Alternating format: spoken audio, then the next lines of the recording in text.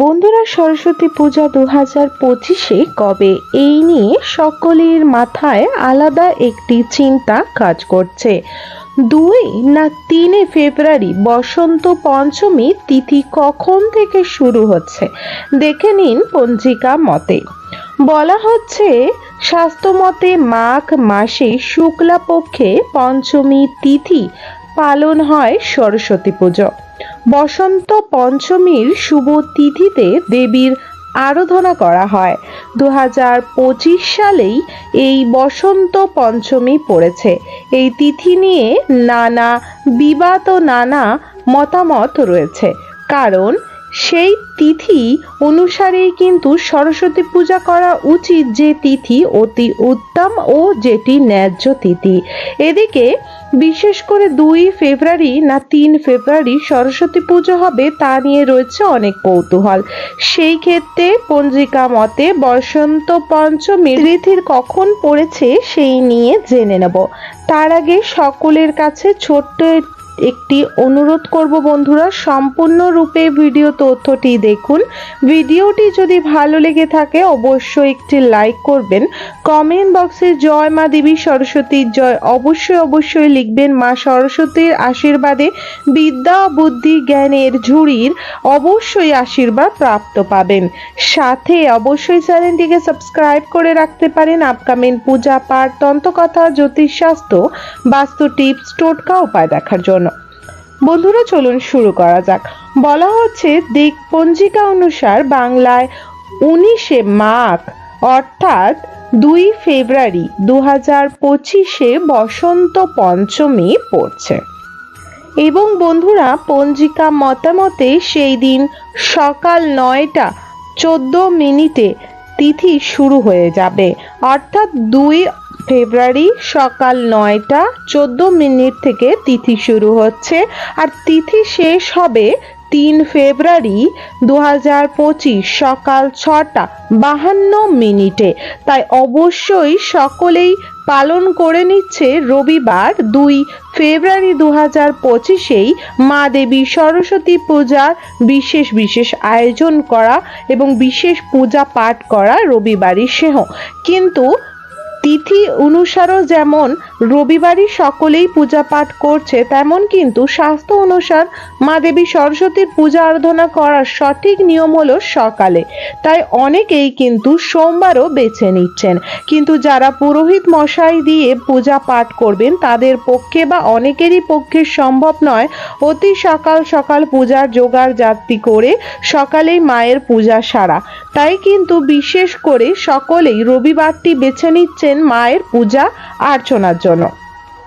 বলা হচ্ছে যে পঞ্চমী তিথি শুরু হচ্ছে মাঘ মাসের রবিবারে, তাই 2 ফেব্রুয়ারি 2025 তারিখেই সেই দিন সকাল বিশেষ করে 9টা থেকে পড়ে যাচ্ছে এবং বন্ধুরা বিশেষ করে প্রতিটি পঞ্জিকা অনুসার 2 ফেব্রুয়ারিটি কিন্তু বেশি করেই দেখাচ্ছে। যেমন বেনি মাধব শীলের পঞ্জিকা বেশিরভাগ লোক কি ফলো করে চলেছেন, তাই বেনি পঞ্জিকারও আমি একটি টাইম বলে দেব, যে অর্থাৎ পঞ্জিকায় অনেক কটি পঞ্জিকা দেখা দেয়। যেমন 4টি টোটাল পঞ্জিকা রয়েছে, একটি হলো দিক পঞ্জিকা, একটি বিশুদ্ধ পঞ্জিকা, আর একটি রয়েছে গুপ্ত পেশো পঞ্জিকা, তার সাথে একটি রয়েছে বেনি মাধব শীলের পঞ্জিকা। বন্ধুরা অনেকেই বেনি মাধব শীলের পঞ্জিকা অনুসার ঘরের মধ্যে পূজা পাঠ আরাধনা করে থাকেন। সেক্ষেত্রে রবিবার 19 মাঘ পড়েছে পঞ্চমী তিথি। সেই দিন অর্থাৎ 2 ফেব্রুয়ারি 2025 রবিবারই তিথি পড়ছে দুপুর 12:34 এবং পঞ্চমী তিথি শেষ হবে 20 মাঘ সোমবার অর্থাৎ 3 ফেব্রুয়ারি 2025 সোমবার সকাল 9:59 শেষ হচ্ছে এই তিথি।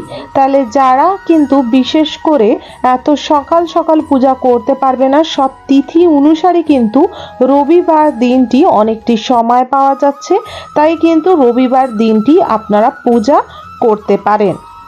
সেক্ষেত্রে আপনি আপনার সময় অনুসার বা তিথি অনুসার যারা বেনি মাধব শীলের তিথি অনুসার করতে চান তারা করতে পারেন। যারা দিক পঞ্জিকা অনুসার করেন পূজা পাঠ তারা কিন্তু দিক পঞ্জিকা অনুসারও করতে পারেন। এবং বিশুদ্ধ সিদ্ধান্ত পঞ্জিকাও বলে একটি পঞ্জিকা রয়েছে, যেটি হচ্ছে গিয়ে তার তিথি রয়েছে 19শে মাঘ রবিবার 2রা ফেব্রুয়ারি 2025 সকাল 9টা থেকে 9টা 16 মিনিট থেকে এই পঞ্জিকা শুরু নিয়মে তিথি শুরু হচ্ছে এবং এই তিথিটি সমাপ্ত সোমবার 3 ফেব্রুয়ারি সকাল 6টা 53 মিনিট পর্যন্ত। আরেকটি রয়েছে যেটি গুপ্ত পেশো পঞ্জিকা, তারও তিথি সেমন 19শে মাঘ রবিবার 2রা ফেব্রুয়ারি 2025 দুপুর 12টা 12 মিনিট থেকে 12টা 12 মিনিট থেকে শুরু হচ্ছে 59 মিনিটে।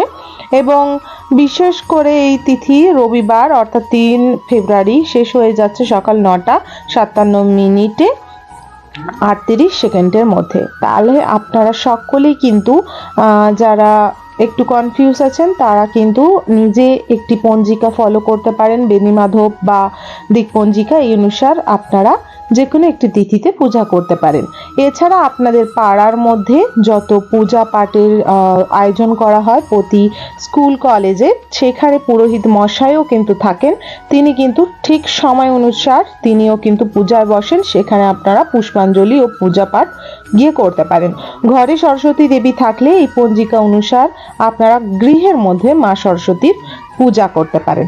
মা সরস্বতীর পূজাতে অবশ্যই হলুদ ও সাদা রঙের ফুল ফল আদি অবশ্যই নিবেদন করুন, মায়ের আরাধনা করুন। মা দেবী সরস্বতী প্রসন্ন হলে বিদ্যা বুদ্ধি সর্বদা আপনার সাথে থাকবে এবং যে মানুষের বিদ্যা ও বুদ্ধি থাকে সে সর্বদা সাকসেস ও উন্নতির পথে হেঁটে যায়।